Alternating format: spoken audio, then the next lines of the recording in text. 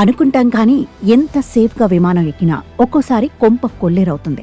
ఉదాహరణగా ఈ విమానాన్ని జాగ్రత్తగా చూస్తూ ఉండండి. మృత్యు అంచుకు వెళ్లడం అంటే ఏమిటో తెలుస్తోంది.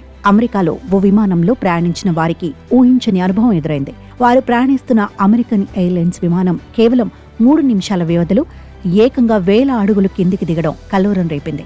దీంతో తీవ్ర ఆందోళనకు గురైన ప్రయాణికులు చివరకు విమానం క్షేమంగా ల్యాండింగ్ కావడంతో ఊపిరి పీల్చుకున్నారు. విమానంలో పీడనానికి సంబంధించిన సమస్య తలెత్తడమే దీనికి కారణమని విమానయాన సంస్థ తెలిపింది. యునైటెడ్ ఎయిర్లైన్స్ విమానం 10 నిమిషాల్లో 28,000 అడుగుల కిందకు వేగంగా దిగడంతో ప్రయాణికులు ఆందోళనకు గురయ్యారు. చివరకు విమానం క్షేమంగా ల్యాండ్ కావడంతో ఊపిరి పీల్చుకున్నారు. విమానంలో పీడనానికి సంబంధించిన సమస్య తలెత్తడంతో విమానాన్ని వేగంగా కిందకు దించాల్సి వచ్చిందని విమానయాన సంస్థ తెలిపింది.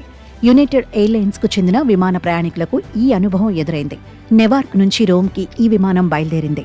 అయితే క్యాబిన్ ప్రెజర్తో సమస్య ఎదురైంది. బోయింగ్ 777 విమానంలో 270 మంది ప్రయాణికులు, 14 మంది సిబ్బంది ఉన్నారని యునైటెడ్ ఎయిర్లైన్స్ ప్రతినిధి తెలిపారు. మోయిలోని నెవార్క్ లిబర్టీ అంతర్జాతీయ విమానాశ్రయం నుంచి టేకాఫ్ అయిన కొద్దిసేపటికే సమస్య తలెత్తడంతో కేవలం 10 నిమిషాల్లో 28,000 అడుగుల కిందకు దిగాల్సి వచ్చింది. ఆ తర్వాత న్యూజెర్సీకి తిరిగి వెళ్లింది. రాత్రి 8:37 టేకాఫ్ అయి 12:27 తిరిగి విమానాశ్రయంలో ల్యాండ్ అయింది. సమస్య తలెత్తినప్పటికీ ఫ్లైట్ సురక్షితంగా ల్యాండ్ అయినట్లు యునైటెడ్ ఎయిర్లైన్స్ తెలిపింది. విమానంలో పీడన సమస్య తలెత్తడంతోనే విమానం 10 నిమిషాల్లో 28,000 అడుగుల కిందకు రావాల్సి వచ్చిందని ఫెడరల్ ఏవియేషన్ అడ్మినిస్ట్రేషన్ తెలిపింది.